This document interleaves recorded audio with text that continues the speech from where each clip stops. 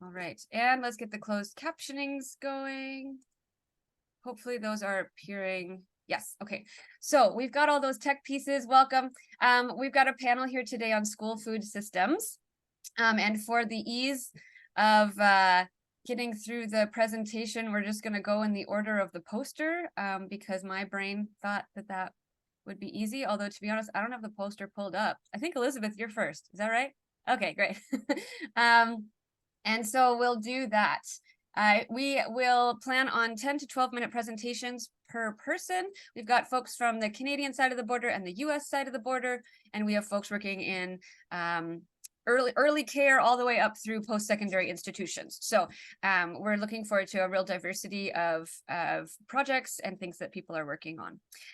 So Elizabeth's going to go first. Elizabeth was born and raised in Sault Ste. Marie and is an Algoma University alumni and with a BA in Community Economics and Social Development. So I will, Elizabeth, let you take it from there. And if you have any questions, folks, you can direct them to me in the chat. If you have questions as we go, we'll do questions at the end, but feel free to put them in the chat so we save those ideas for later. All right, Elizabeth, go ahead and take it away.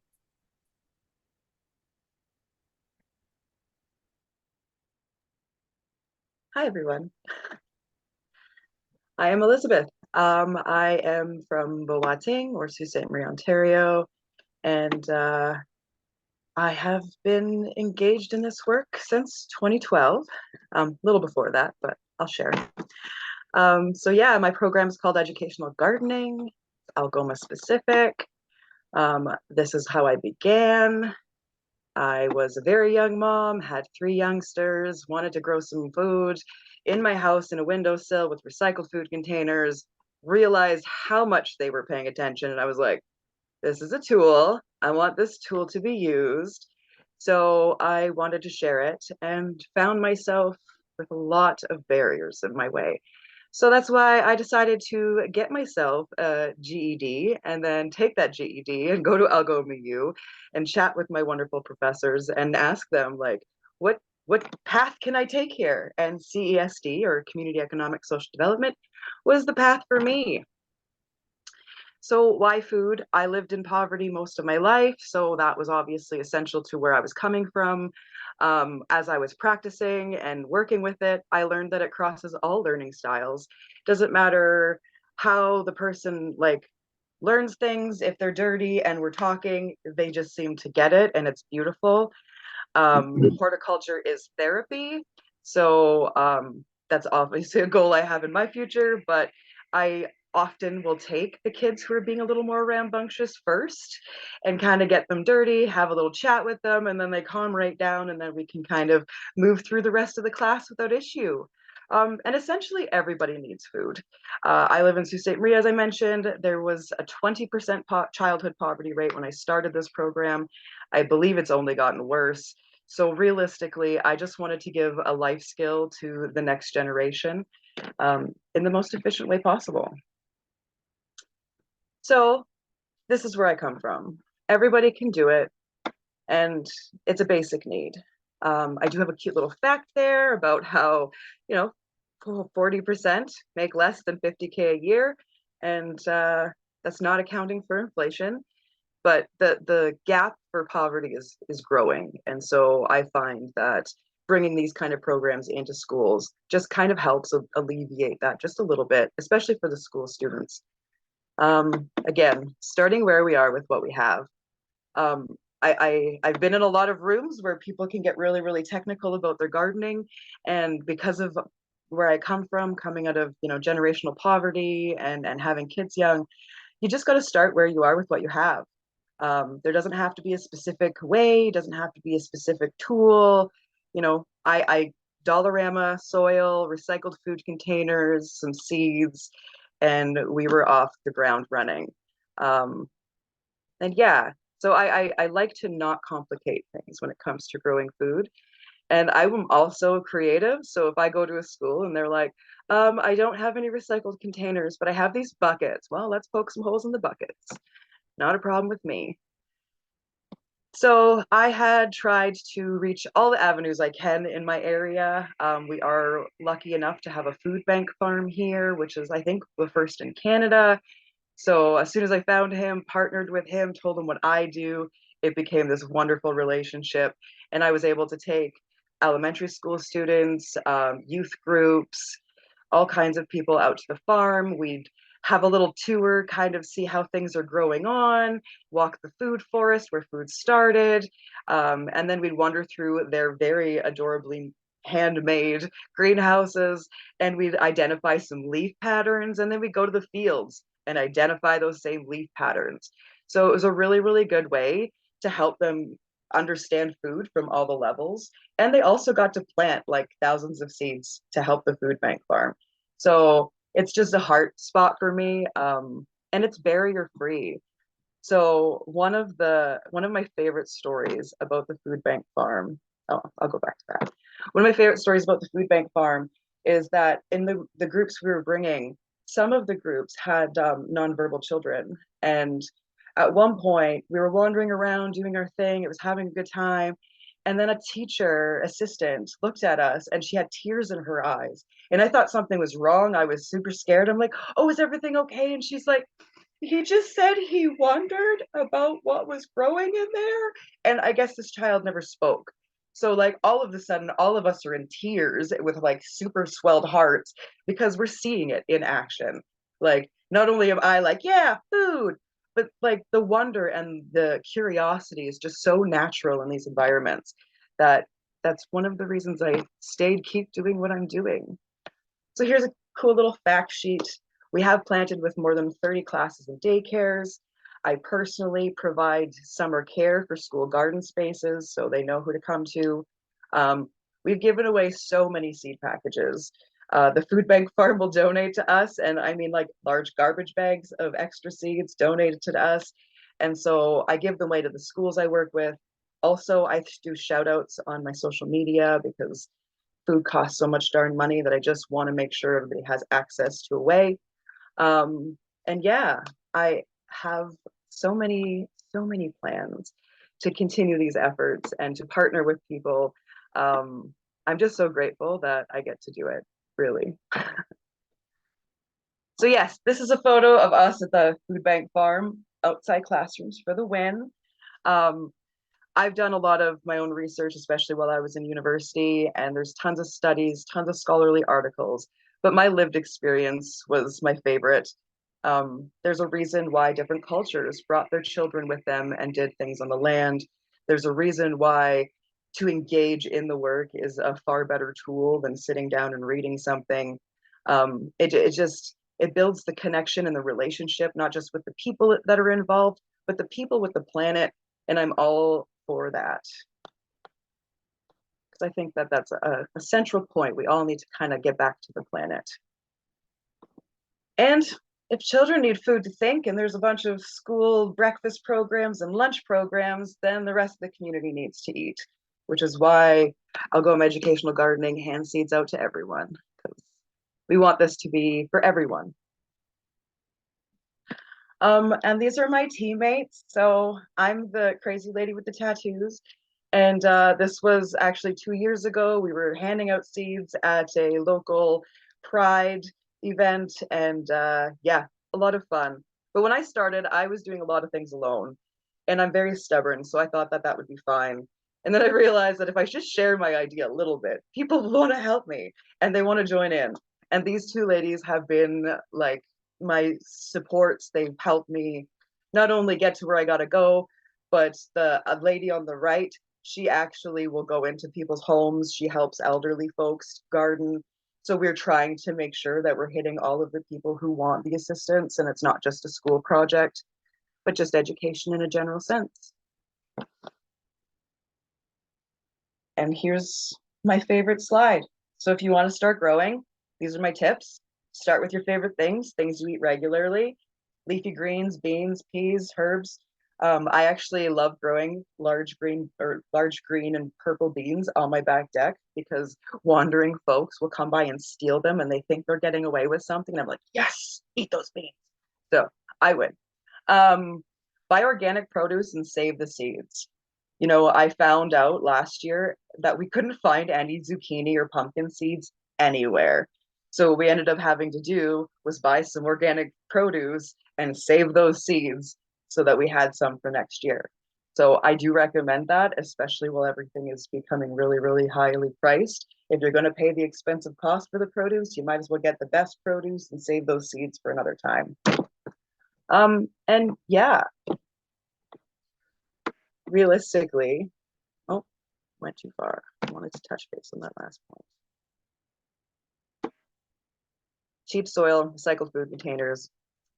Our first few groups of schools, we actually just got them to write a note to parents asking for recycled food containers, and they were more than happy to send us some. And then I ended up with garbage bags full of them. So just careful when you do those call outs. These are some of those food containers. So we are always learning. We're always actively engaged in finding out new stuff. We do have a free gardening guide. It is specific to like our 4A or B area. However, they're really just good tips and tricks to use. And we offer that to anyone who's interested. So feel free to let me know. And yeah, that was me, folks. So thank you so much for listening and having me. And I hope you enjoyed it. Thanks, Elizabeth. I really appreciated you sharing all of that. That was lovely. We had some hearts and now some applause in the reactions, which is great. I know it's hard to find growing guides for some of those colder environments. So yeah, folks might be interested in that. We're 3A, 3B where we are, and the Canadian US system is just slightly off, but it's pretty much just very similar. So yeah, that's wonderful. Thanks for letting us know about those resources. Folks, if you have questions specific for Elizabeth, go ahead and throw those in the chat, or just remember what those are for future. For the moment, we'll keep going. Jamie, you are up next. And Jamie's the Minnesota Department of Education's Farm to School and Early Care Consultant. It comes to this with a master's in public health nutrition from the University of Minnesota Twin Cities. So yeah, go ahead, Jamie. Thanks, everyone. Awesome. Okay, let's get the slideshow up here. Okay, so yes, thank you for the invitation to speak today. I'm Rachel, as she had already mentioned, but my name is Jamie Anderson, and I am the Farm to School and Early Care Consultant for the Minnesota Department of Education. So today we're going to talk about Farm to School. So Farm to School in Minnesota. I have a little video that I wanted to share that I think just does a nice job kind of summarizing it and the work that we do and why we do it.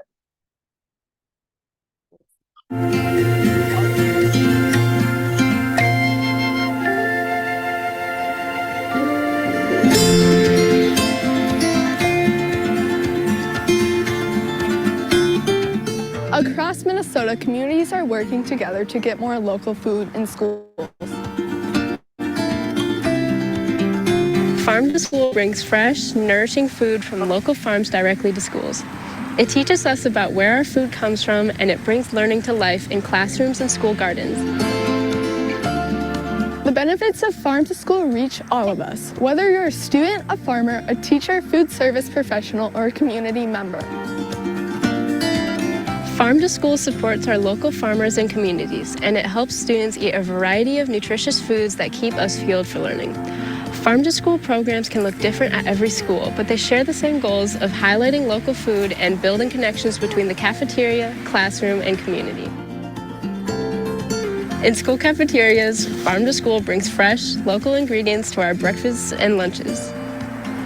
As part of the Minnesota Harvest of the Month program, we get to taste and learn about different local foods each month, from squash and wild rice to beef and dairy.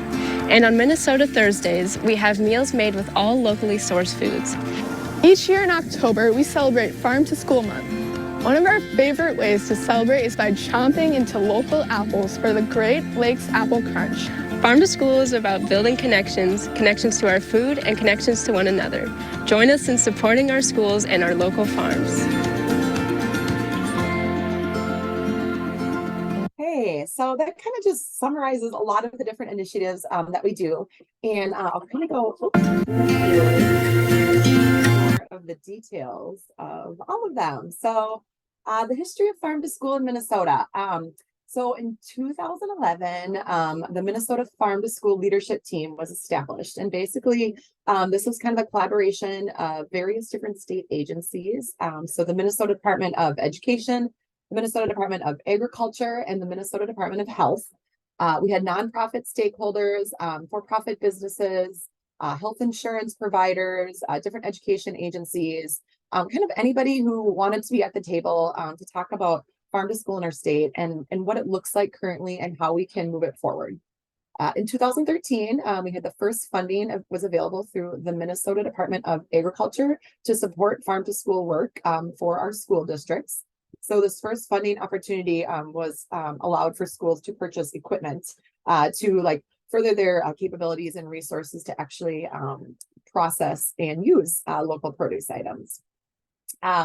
Conversations continued, the work continued, the interest level continued. And in 2019, we had the first official passage of a bill to support farm to school direct purchase reimbursements.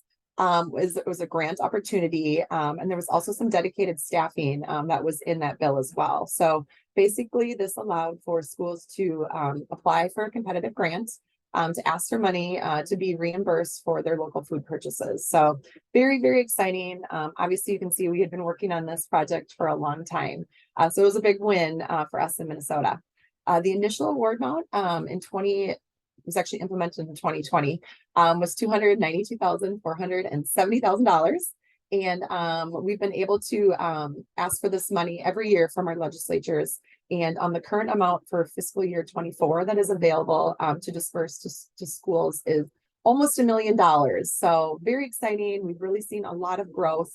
And, all of the work that everybody is doing behind the scenes is really been amazing and has gotten us to this point. So how did we get here to this point? So a lot of increasing capacity, kind of slow and steady. So here's just kind of a little pictograph of some of the different things that we're doing and who we're working with. So we have our community partners down on the left. We have some amazing partners, some great collaboration in our state. Obviously, our farmers and producers in our school districts are on board, willing to try new things, push the envelope, communicate with what works and tell us what does not work. We have some great policy partners, the Institute for Agriculture and Trade Policy and the Land Stewardship Project and Renewing the Countryside are some of our three top policy partners that really are involved in the direct conversation and in the work, and then also can help us navigate those political landscapes so we can really try to advocate for what our schools and farmers need. And then we've also added on early care. So originally it started as just kind of farm to school K-12. And the past years, we've really been adding in early care. So home-based providers, early care centers, and really trying to get the little ones in the mix too, because we know they're important too. And having this experience at an early age is can be really life-forming for them. So federal support. So the United States Department of Agriculture has really latched on to this whole farm to school initiative, which has been amazing. So every year they offer a farm to school grant, and there's different tracks. So there's a state agency track, there's an implementation track, and then there's a planning track. And so for several years, Minnesota has received USDA dollars to do farm to school work, which has been really, really great.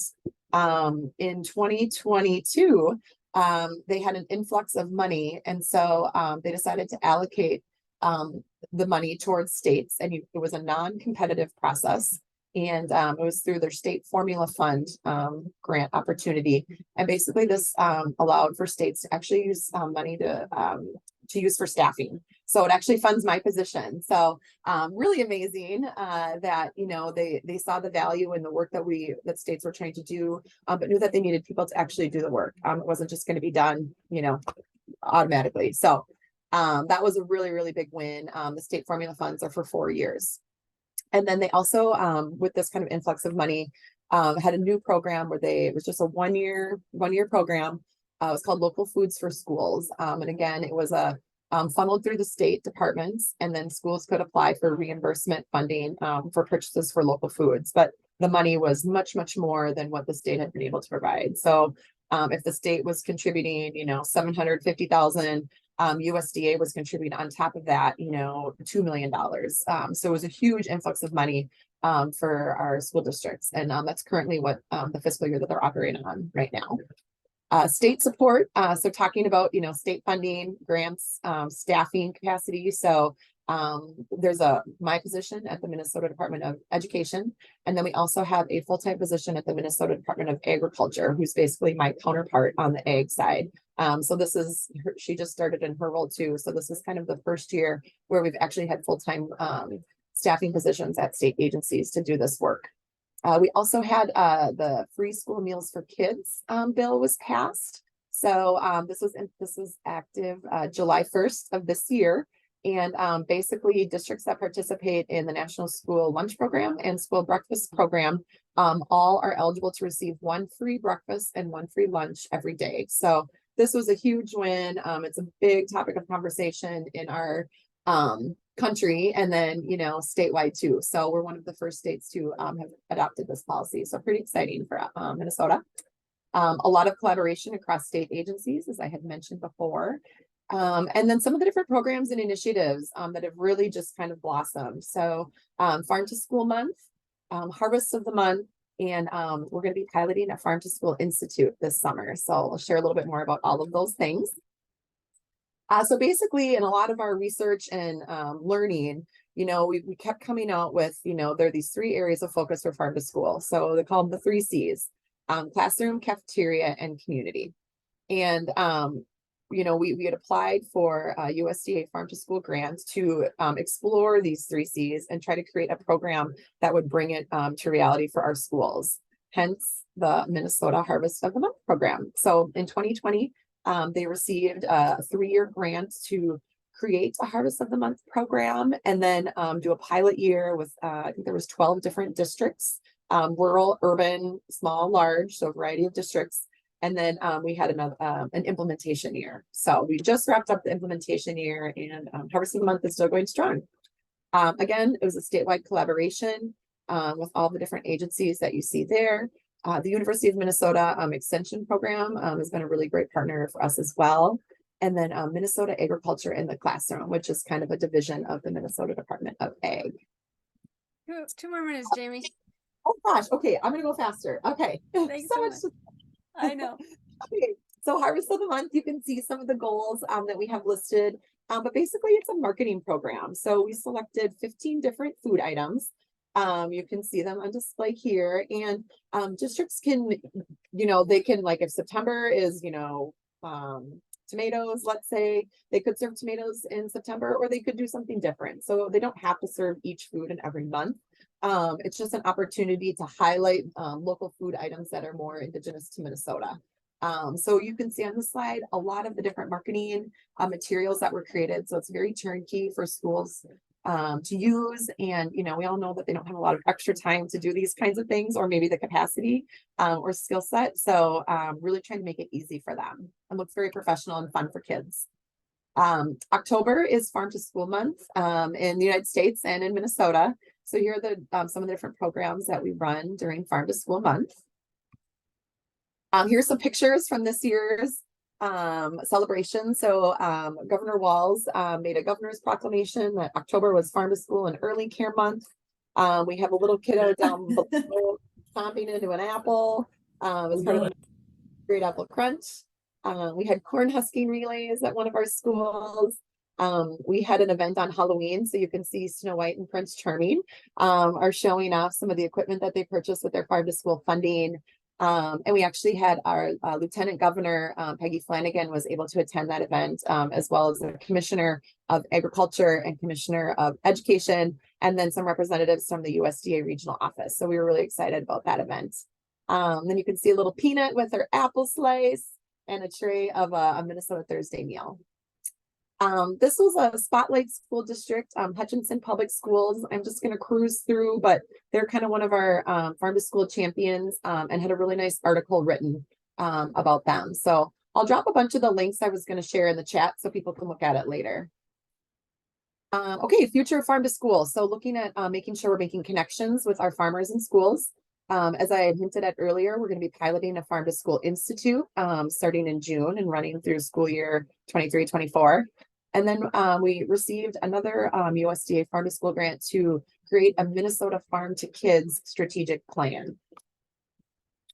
A little bit more information about our regional networking opportunities. So it'll be across our state in the winter months, really trying to connect producers and school nutrition folks and being able to like kind of share the same language and understand what each group, how they function and how they can collaborate and work together.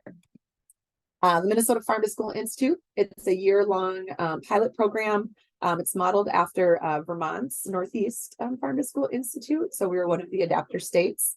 And here's some information on that. And like I said, I'll drop in some more links. So if people want to look more and dive more into some of the information.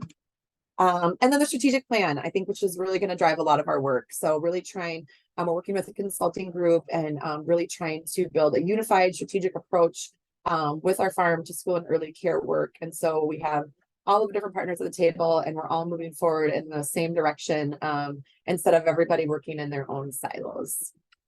So I'm pretty sure I went over. I apologize, Rachel, but Okay. thank you so much for the opportunity to speak today. Thanks, Jamie. We really appreciate it. We already have a request for your slides if you're willing to share them with folks. And I know you said you'd share those links in the chat too. So yeah, and this is being recorded and we will post this on our website. So folks could also hit pause on the video and see the details there if they need it. Thanks so much, Jamie. Really appreciate it. We already have questions for you, so we'll get to those at the end. And now we're going to switch over to Randy. Randy, I know you wanted to share some things. Oh, right. I'm supposed to read information about you. Right. Sorry. Randy Hansen has a PhD in American environmental history. And for the last 2 decades has been working to build platforms and mentorship in community-based food and agricultural systems. And currently is working with a group in St. Paul and a Dakota land recovery project. So Randy, I'll let you speak. I know you're speaking about a different project today, but that's what you're currently working on. So I'll let you just take it from there. Oh, you're still muted. Hold on. You're still muted. Oh, maybe I have to. There we go. There you Okay. Well, thank you, Rachel, and thank you for the other 2 presentations.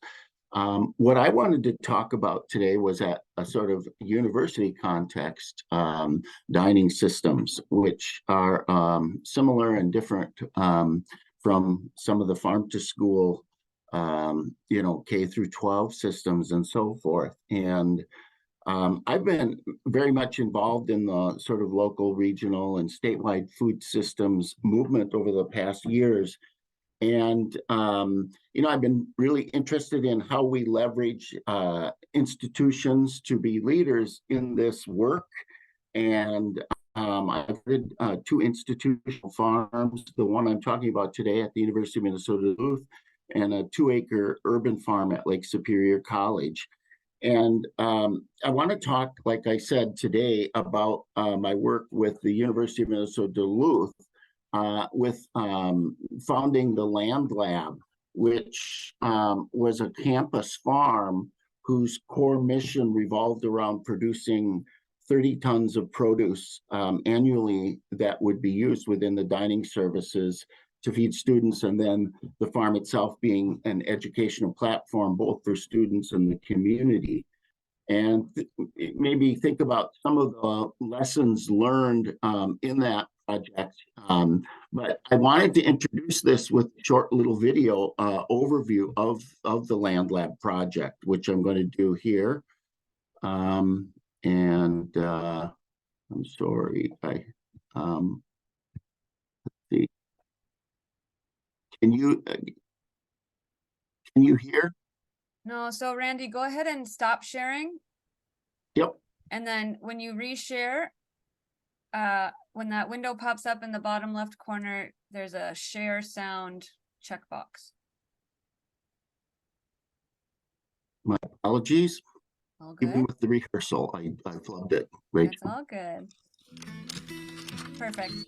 The UMD Land Lab is a field-based site about 4 miles north of the UMD campus where we have about 30 acres of organically managed landscape, including about 9 acres of organically managed agricultural land. And we use this landscape scale classroom in 3 different ways. We partner with organizations across the university growing maybe 20, 25 tons of organic produce for their dining services, where students essentially eat their homework and learn about sustainable agriculture and food systems and the challenge of changing our institutions to be able to lower their ecological footprint. Being able to bridge the gap from producer to consumer, seeing the produce that I pick and harvest eaten by students that I have relationships with. I don't know, I've always kind of liked science, and I'm actually a non-traditional student, so I have a family, and one of my sons has food allergies, and so it really kind of got me looking into how, like, what's in our food and how it's grown, and how that affects our health.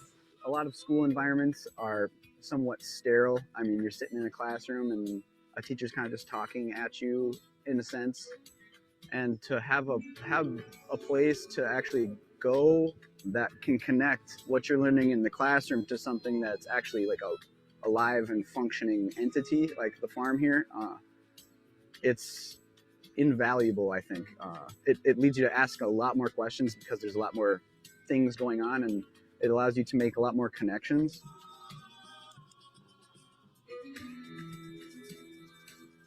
We're also at the Land Lab, a community food systems incubator, where we invite community organizations in for projects on site with the Community Garden Program, the Duluth Public School System, the Intertribal Agriculture Council, and a number of other organizations that are interested in the transition to a more sustainable food and agricultural system. Finally, we're a research station of sorts, where we're trying to spark research around sustainable agriculture and really the nexus between food, water, and energy. The work that we do at the university is around empowering and educating young people who will inherit the future and build it. It's clear that all of our human infrastructures will want to lower their ecological footprint, but doing so is also an amazing opportunity for economic development and local employment and healthier communities, and introducing students who may or may not become farmers or even work in the food system specifically is really important, because consumer knowledge and demand is what drives this transition. And educating a more knowledgeable food citizen is really key to the sustainable transition that we're beginning. And so we want to expose all UMD students to this farm and help them understand the trade-offs that sustainable agriculture presents relative to other forms of agriculture, and have them join us in transforming our university's food system and really learning to both walk and talk sustainability, so that wherever they go in this world, they expect their communities, their institutions, and their households to become more sustainable, because that's key in this 21st century. So, uh-oh. You're okay. So, at any rate, that's a sort of introduction to the UMD Land Lab. But what I wanted to focus on in this context is the challenge of engaging in institutional dining services in bringing in, again, 20, 25, 30 tons of produce. It fluctuated annually, but that was a substantial amount, which required us to collaborate in helping dining services make the shift towards different equipment, different types of facilities, freezers and refrigerators, but also personnel skills, retraining people who've been there 10, 20 years in reintegrating whole foods with all of the work and equipment and so forth that's required to do that. And in order to facilitate this, we worked in we got funded to create an institutional learning seminar where we brought in different people onto campus with the people from dining services and our facilities management, and spent a semester studying how institutions have done this, et cetera. And eventually we got the dining services to commit to funding our farm manager and 8 half-time student workers throughout the season, which allowed us then to ramp up to that 20, 25, 30 tons of produce that we grew annually. And again, it created this kind of network between the farm and the dining services, which created all kinds of learning opportunities and experiences. One of the things is we brought all Duluth 7th graders annually to the farm as part of the life science curriculum that they had in their classes. And there were 600 of them over a several-day period. But we were able to, again, establish that platform, root it in the dining services so that there was labor and students involved, and then leverage that for working with other aspects of our community. Randy, you've got 2 more minutes if you want to.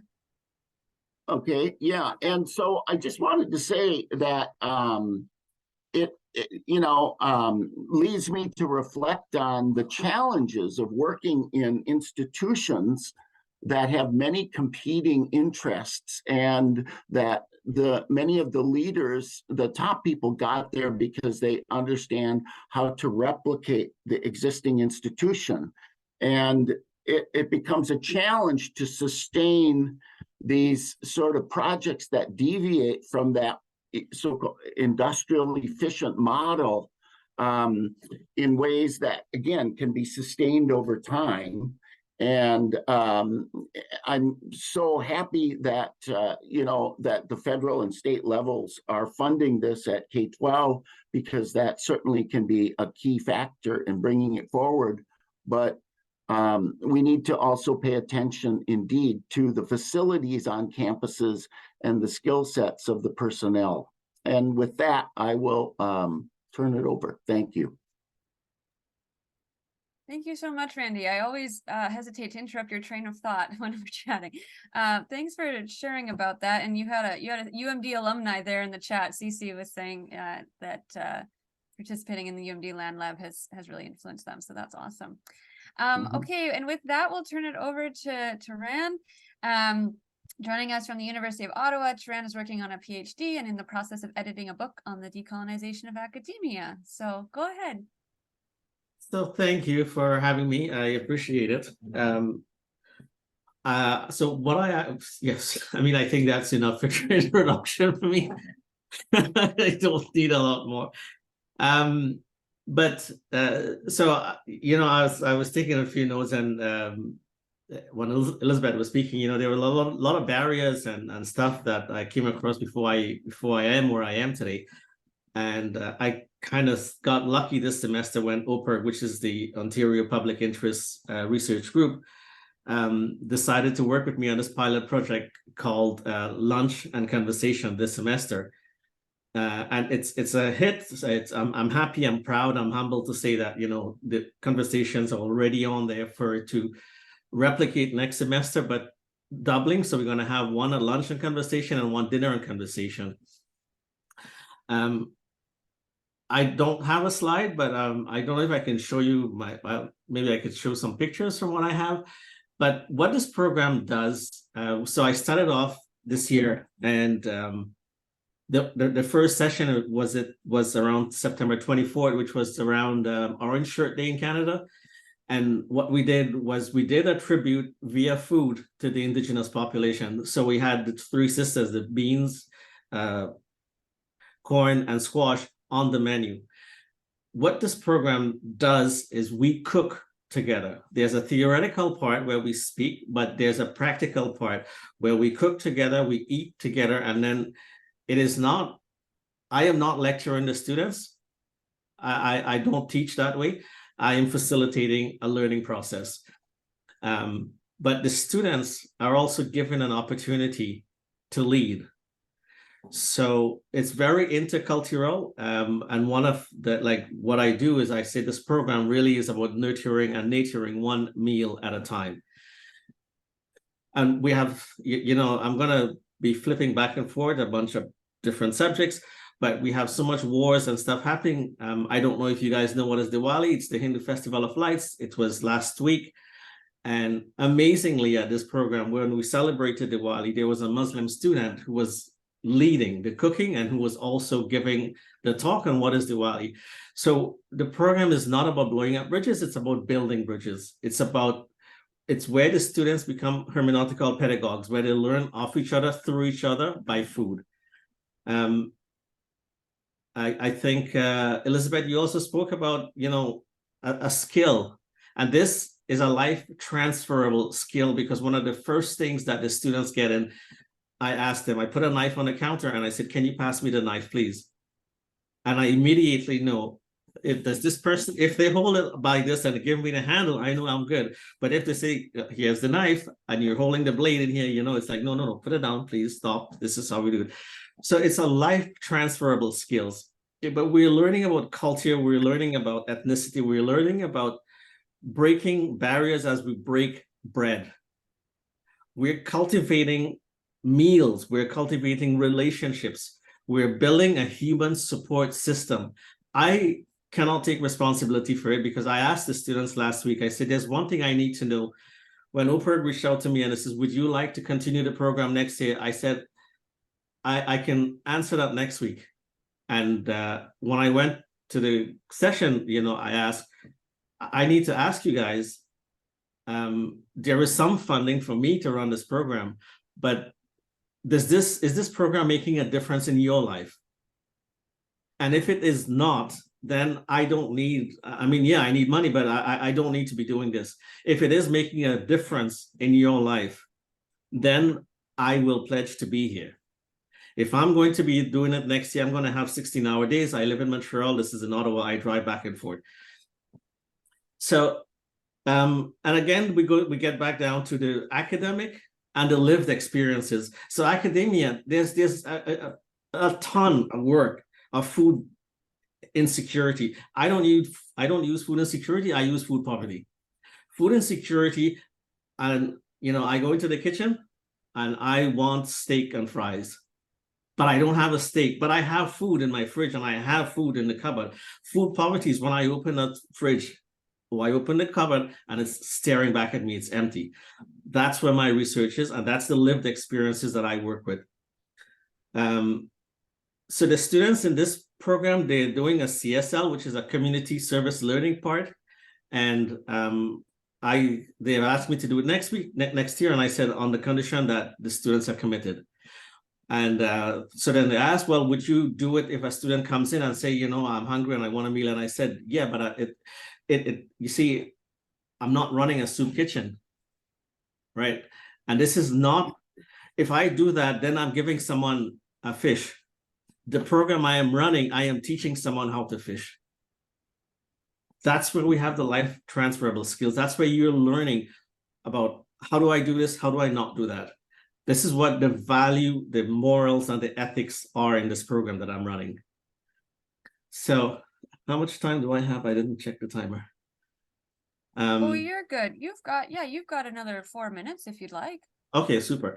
So if this continues next year, which I think it will, the next step after that, ideally for me, is really to get this not just as a program, but as a course with a program with this practical aspect at the university level, starting at undergrads. And if this happens again next year, the next project that I'm working on is having the first on-campus food poverty conference, which will be in Ottawa, the University of Ottawa, in May of next year. So yeah, I'm gonna wrap it up there. Oh, that's amazing. Thank you so much, Taran. Really appreciate learning about that program. Thanks, everybody. This was fantastic. I really appreciated hearing about the different contexts that you're all working in and the different ways that you're bringing folks together. I'm going to work on spotlighting all of our panelists so they're here. And hopefully folks are getting ideas of questions. We do have one. I'll start with one from Jamie, or for Jamie, excuse me. And then while that's happening, I'll get the spotlights on. Jamie, someone asked, how do you see free breakfast and lunch meals in Minnesota benefiting farm to school? Does this free up funds, resources, and or anything else for schools to dedicate their funds to local food procurement? Go ahead. So this is like the $1 million question that I think everybody has been asking and wondering about. And unfortunately, it's a little too soon to tell. So, you know, we just started the program in July. So we only have kind of roughly 1 month's worth of meal claims from September. So there has been a huge increase in participation in school breakfast for sure. School lunch numbers, slightly less of an increase because that's just a more popular program in general. But, you know, we've had some really interesting conversations with other states that are, you know, kind of pioneers in the free school meals for kids initiative as well. We had a really great conversation with California a couple months ago and just kind of talked about, you know, what have they seen? They implemented free school meals last school year, so 22-23 school year. And you know, they're still kind of trying to figure out that data too. So the hope is, yes, that there would be more opportunity for schools and would free up more resources and more funding to then use that money to use for local procurement. And you know, I think it's kind of interesting. We did a webinar yesterday with one of our Harvest of the Month school districts, and her comment was, you know, they do a Minnesota Thursday meal twice a month. And her comment was, we don't want to have to keep saying it's Minnesota Thursday. We just want every day to be Minnesota meals, you know? And so I think that's a really cool shift in the way some of our districts are thinking. And not everybody is there yet. I mean, this is, you know, their rock star district. But I thought that was really kind of interesting, you know, like, let's just make this a normal thing. And, you know, it's a win for all sorts of different stakeholders and groups. So I wish I had better answers, about the direct impact, but stay tuned. Great, thank you. Folks, you can also just use the raise your hand function if you'd like to ask verbally a question, that's fine, or throw it in the chat. I mean, I have lots, but I know not a lot of people on this call are working in school food systems. I know that you are wrestling with things that you're dealing with. Anybody want to ask a question other than me? Because that would be more exciting.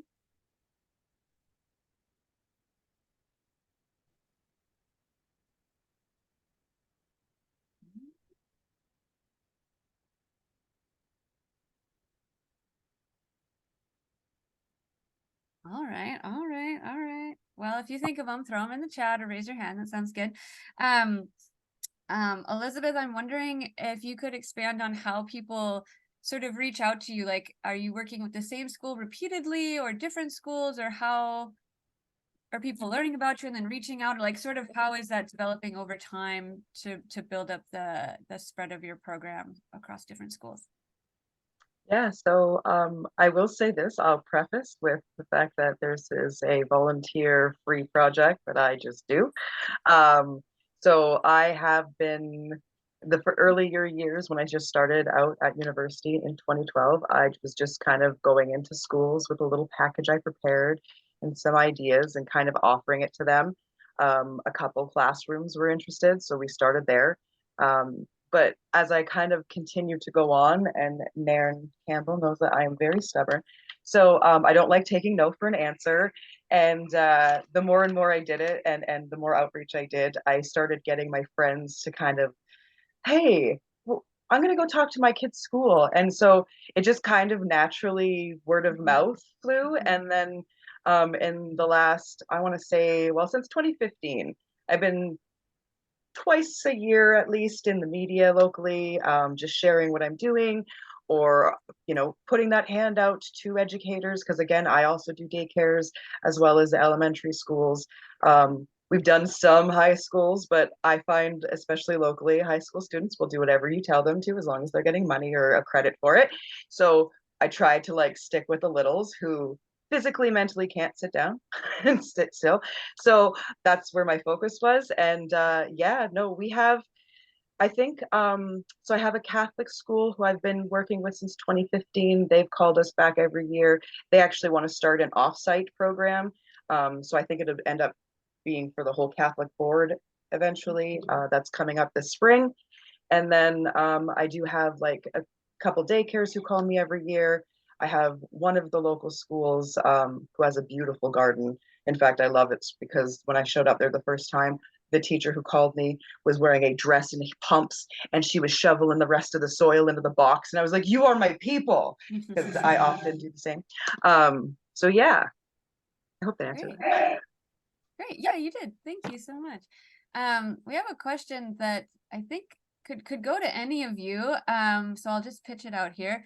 I'm wondering if any of the grant programs used to purchase produce from local farmers has been used to purchase food from school gardens to be used in their cafeteria. So we have school gardens already on the campus, and now is there a way for the school to buy the produce from their garden to then support, the growth for the next year? Any models that folks know around that? I could take this one first. For the reimbursement funding that the Minnesota Department of Agriculture offers to schools, they cannot use that money to purchase from school gardens. So they're really trying to support outside producers. And so that's one of the stipulations, that it can't be used to purchase food from your local school garden. Okay. Thanks, Jamie. Appreciate that. That's a bummer, but how it goes. Okay. Randy, I see you unmuted. Did you want to chime into that, or did you want to share what you had put in the chat there? Oh, wait, now you are muted. Yeah, no, I just wanted to sort of note that, in each of our presentations, there was an attempt to engage the skill sets through, local human interaction. And that's a reflection of how our industrial system has, in some sense, de-skilled us through the ease of that food system. And it's interesting, both at our individual and household levels, but also at our institutional levels. One of the big struggles in expanding local whole foods is, in some sense, re-engaging and re-inquiring these skill sets. Yeah, thanks, Randy. On that point, has anyone found tips or tricks that we could share with each other on how to help bring the reskilling up as a priority? Or does that help sort of sell the project? Does that help create course credit perhaps, or get staff more excited? I don't know. Does anyone have any tips on how they've navigated that and sort of brought that reskilling in as part of a program? Yeah, sure.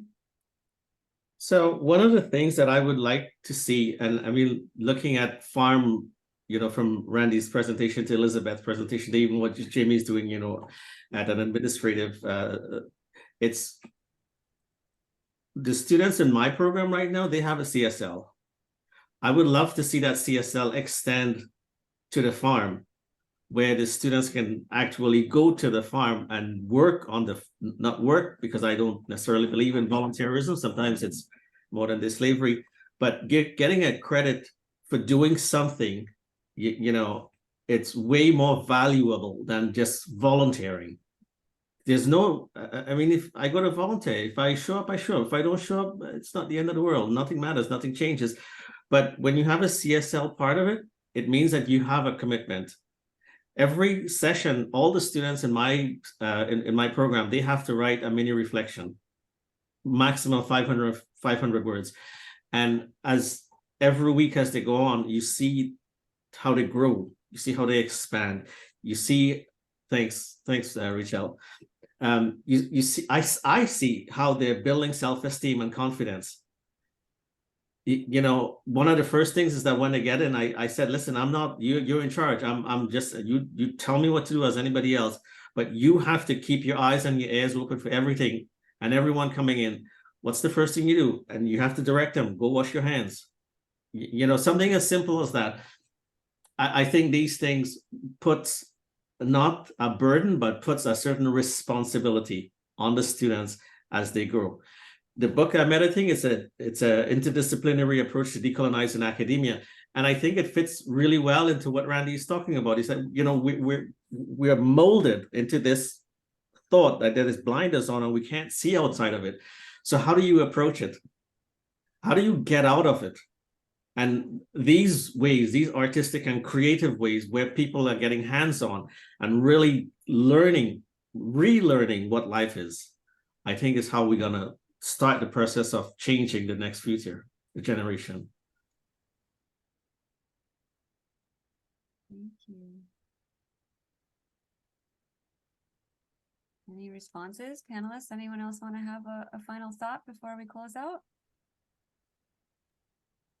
I'd love to. I was just about to type it in, but I found that for me, especially because I was bringing up something that nobody wanted to do around here, I had to keep it free because anything I brought to a classroom, like when I come to a classroom, a lot of teachers already assume that I'm bringing them extra work when I'm actually trying to give them a tool to utilize in their work, because it's math, it's science, it's all of those things. But so I've been doing it for free for that reason, so that when I come, I take on the initial planting and I pump everybody up, and then I provide the seeds. And I do that because there's just locally here anyway, there's just not the same mentality as you folks are like able to engage in. More folks around here are definitely like steel plant, ferrochrome smelter, like they're not looking at the land, they're not engaging with like things like health and sustainability. I find it's kind of frustrating sometimes to try to have those conversations in public spaces here. So I am grateful that you allowed us to come and share. I look forward to connecting actually with a few of you. I'd love to know more about that Minnesota Farm to Table program. Tran, I think we have a lot of the same kind of ideals that I would love to chat more about. But yeah, I am inspired by everyone who's been on today. So I thank you. And hopefully one day Algoma Educational Gardening can grow into one of your more established programs. That would be great. Thanks, everyone. I see that we're at time here. We did have a question from Eve Marie about asking if anyone knows of any Canadian policies that favor the establishment of a farm to school program like in Minnesota. If anyone knows of any, go ahead and please throw them into the chat. But I know that that's an ongoing challenge that happens on this side of this particular border. Otherwise, great. Thank you so much for your attention, folks. If you panelists, if you're willing to put your emails into the chat, if people want to reach out to you directly, go ahead, or they can do that through me. Everyone should have my email, I think, through the Zoom, or I can just put it in there. Otherwise, we're ready to rock. Enjoy the rest of your day. Thanks for your attention. Thanks for coming. And have a good rest of the day. Thank you. Thank you so much. And we'll all be in touch. Bye. Sounds great. Bye. Have a great morning. You too.